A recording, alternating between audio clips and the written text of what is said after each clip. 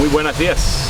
My name is Quincy Saul, and I'm honored to be here with William Camacaro in the state of Yaracuy in the Bolivarian Republic of Venezuela. We are here outside under trees that are at least 100 years old here to talk about a 500-year plan of action. We just returned from the Cumbre of Veroes, the Maroon communities in the municipality of Veroes, who just hosted a large gathering, a national gathering, an international gathering, of water-sowing schools that sow water. We can talk more about that. But one of the things that we did in Veroes is we did a retrospective of 6 years of something that happened here 6 years ago, which is something very historic, the founding of the first Eco-Socialist International. The first Eco-Socialist International 6 years ago brought together activists from all over Venezuela. There were, I think, 8 different indigenous nations invited from Venezuela, in addition to delegates from about 20 countries from 5 continents. And what this group of people did, after a process of 3 years of convocation and preparation, they wrote a plan of action. And this plan of action has, as a timeline, a plan of struggle for 500 years.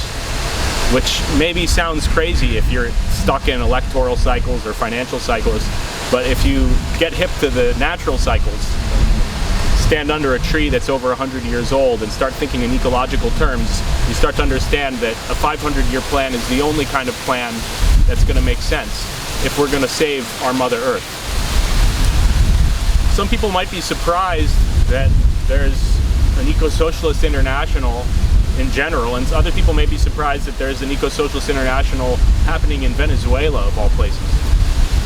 How did this come to be? And some people may have heard that it's about 2013, I believe, the last plan of the government put forward by Chavez before he died. At the 5th point of the plan, there were 5 main points of the plan, was that we need to move towards an eco-socialist development model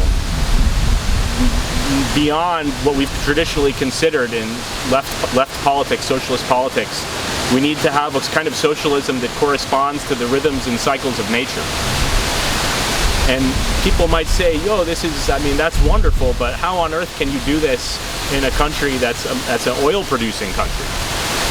And what are we going to say to those people? I mean, we could say many things. We could point to the hundreds of years and thousands of years of Venezuelan history of the indigenous peoples here who have lived in harmony with nature and developed a model of civilization which you could call eco-socialist. But then, you have to really look into the history of the revolutionary process in Venezuela, which has a history of 25 years officially under Chavez, and of course decades before that. And look into the history of the environmental movement in Sri Lanka, which maybe doesn't get a lot of press, but is very strong and has made huge achievements. And, it would be sort of like asking, United States makes lots of weapons, how could you ever have a peace movement there? Or you could say in Hawaii, you produce all these GMOs, how could you have an anti-GMO movement there? So the answer is, I think, obvious. Of course Venezuela has an eco-socialist movement, because Venezuela knows better than any other country what oil extraction means, what it means to have an entire economy built on petroleum, and what it does to the lakes and the rivers, and what it does to the culture and the people. And it's for this reason that Venezuela has really led the world in terms of developing an eco-socialist discourse. And this discourse has developed at the level of the state in terms of laws and the Constitution.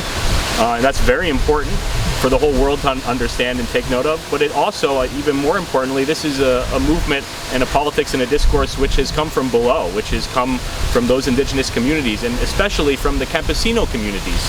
Here they call them conuqueros, the people who do subsistence agriculture and polycultures, not just monocultures, polycultures, and developing a form of agriculture that's ecologically sustainable. And we're talking about over 100 years of farmer movements in Venezuela, together with thousands of years of indigenous movements.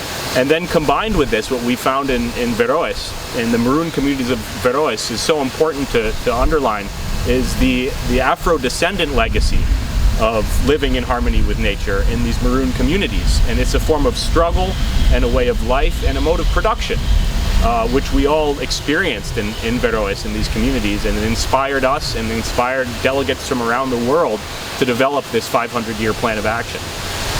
So 6 years ago, we wrote this plan of action, and at the beginning of this year, we received a call to come back to the Cumbe, come back to the Quilombo, to the Palenque, to the Maroon community, and let's check the balance sheet. How are we doing?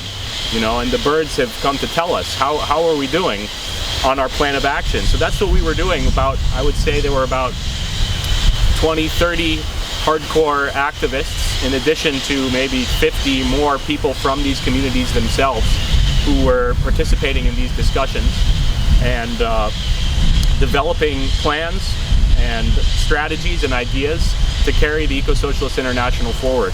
And I'm very personally honored to be a part of this, and want to invite anybody who's watching this video to please look up the plan of action of the Eco-Socialist International and study the plan of government that Chavez left, which calls for an eco-socialist production model, and study the history of oil extraction in Venezuela, and study the history of the Maroon communities in Venezuela, and study the history of the campesino movements in Venezuela, and then you can begin to understand why and how Venezuela became a world leader for developing eco-socialist politics.